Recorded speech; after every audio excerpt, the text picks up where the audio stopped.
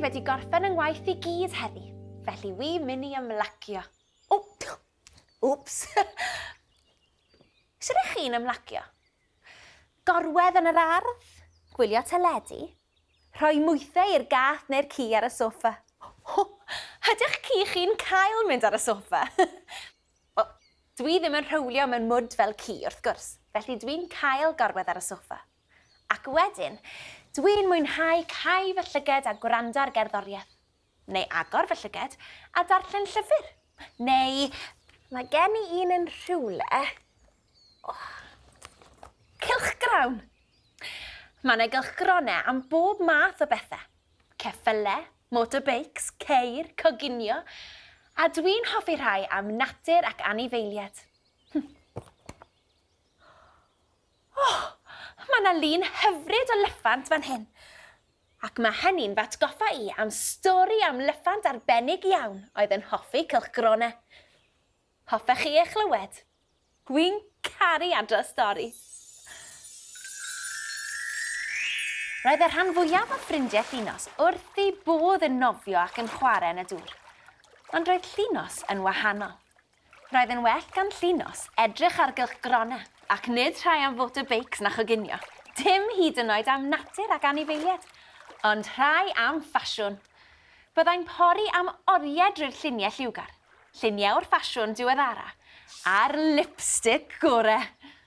Byddai'r llyffantod eraill yn ceisio I ffyrswadio I ddod mewn i'r dŵr atyn nhw, ond oedd Llunos ddim yn hoffi glychu. Tydi mewn, Llunos, meddai Bob y broga. Mae'n hwyl. Dim diolch, meddai Llunos. Dwi newydd wneud yng ngwallt, a dwi'n isio glychu fy nhiara. Oedd hi'n ddrud? Ie, tiara. Dyw'r llyffantod ddim fel arfer yn gwisgo tiaras, ond roedd Llunos wrth I bodd yn gwisgo'n bert. Byddai'n treulio oriau yn gwneud ei gwallt fel y merched yn y cylchgronau, yn rhoi hifen ar ei chroen mwyn I gadw'n llyfn, ac yn rhoi lipstick ar ei gwefusau. Doedd hi ddim angen drych. Roedd hi'n gallu gweld ei hun yn y dŵr. Wel, pan fyddai'r dŵr yn llonydd. Roedd y llyffantod eraill yn hoffi tynnu arni a thynnu ei choes, ond doedd dim ots gan Llunos. Roedd hi'n bert ac yn mwynhau bod yn wahanol. Meddai, gan adael i'r tonnau yn y dŵr fynd â hi at y lan. Doedd dim rhaid iddi wlychu blaen ei throed. Roedd gan Llunos steil. Iawn, roedd y cylchgrawn yn deud dylswn I wneud ychydig o ymarfer corff bob dydd I gadw fy hun yn ddel ac yn heini, meddai, gan blygu I gyffwrdd ei thraed. Oedd o'n deud bod nofio'n dda I chi hefyd, ond mae'n well gen I beidio glychu diolch yn fawr, felly dwi am wneud yoga, meddai, gan ymestyn ei choesau hirio'n llyfn a'i breichiau hir gosgeiddig. Roedd Llunos wrth I bodd yn gwneud yoga. Roedd yn llawer neisach na gwlychu yn y pwll. Edrychodd y llyffantod eraill an un syn. Doedden nhw erioed wedi clywed am lyffant a ddim yn hoffi gwlychu. Pwy mae hon yn feddwl ydy hi? Edrychodd y cynwngod bach ar Llunos yn geg agored. Doedden nhw erioed wedi clywed am lyffant yn gwneud yoga chwaith. Ond dal ati wnaeth Llunos, heb boeni'r un taten, gan sefyll yn osgeiddig. Symud yn ara, meddai, wrth symud o un siap i'r llall. Reit, dyna ddigon wan. Dwi'n eisiau chwysu, achos mae'n gas gen I fod yn wlyb. Yn sydyn, dechreuodd I Bwrw Glaw. O, na, meddai Llunos. Glaw? Roedd Llunos yn cysau'r glaw. O, mae'n oer ac yn wlyb, meddai'n flin, ac yn difetha'n wallt I angholir I. A beth os bydd yn hiara i'r rhydu? O, byw nai! Rhedodd a neidiodd o gwmpas fel peth gwirion yn chwilio am rhywle I gysgodi rhag y glaw. Cuddiodd y dan goeden, ond dechreuodd y dail ollwng dyferion drosti. Drip, drip, drip. Ceisiodd stwffio ei hun o dan garreg, ond roedd hi'n llawer I frwnt yna. Ych a pech! Yn y diwedd, cododd I chylchgrawn dros ei phen. Ond roedd yn gas gan ddiwedd hwnnw'n glychu hefyd. Squish, squash, splash.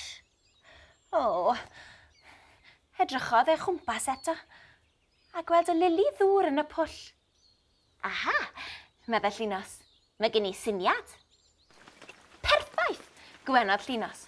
Roedd hi'n falch iawn o'i hun wrth gerdded mewn seil drwy'r goedwig o dan ei hymbarel bert. Prythodd yr anifeiliaid eraill arni'n syn. Do'n nhw'n gallu credu llyged.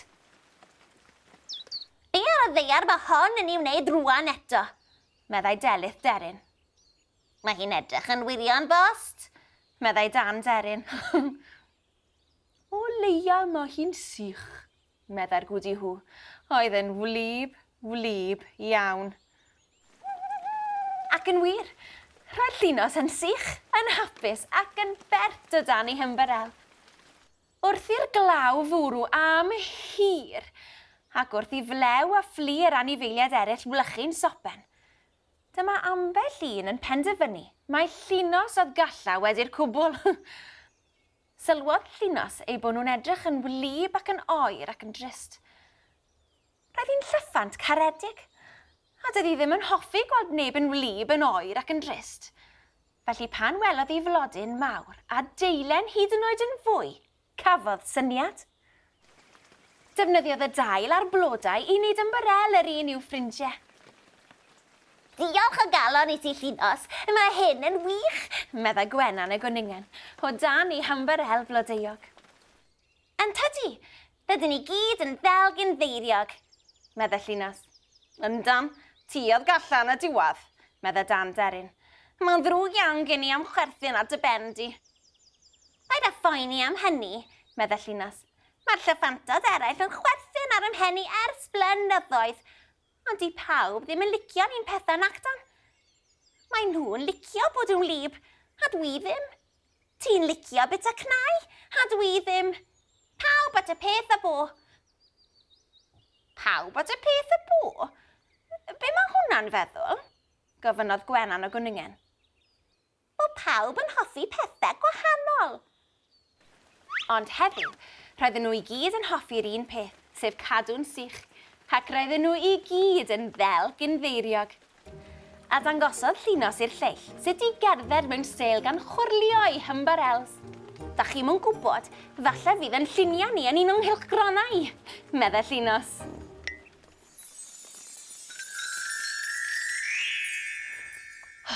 Wy'n caru stori dda.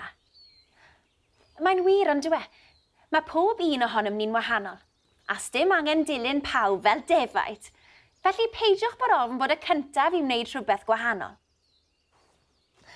Hoffech chi glywed can am y glaw? A fi.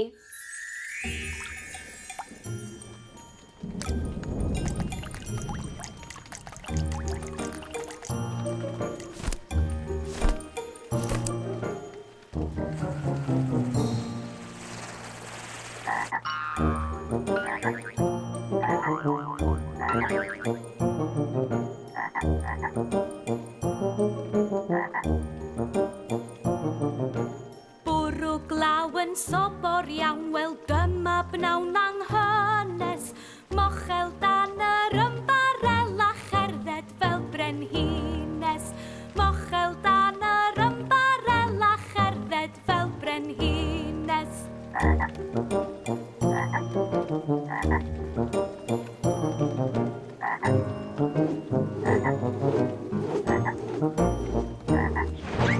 Eisiau ymbarel yn siŵr i gadw dŵr o'm clustia. Clustia'n gwrando ar y wlad yn siarad am fy siwrna.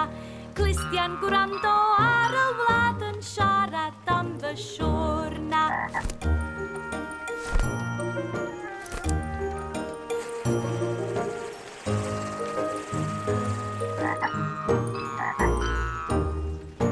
Holi hwn a holi hon a holi John dwy geiniog. Pwy di hon ar ymbarel y mae hi'n fel gynddeiriog. Pwy di hon ar ymbarel y mae hi'n fel gynddeiriog.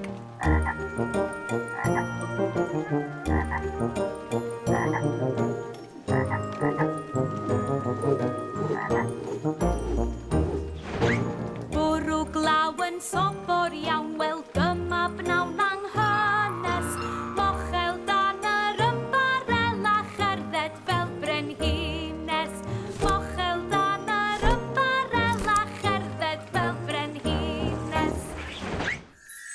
O, fi'n caru canu. A fi'n caru dweud stori. Welech chi tro nesa.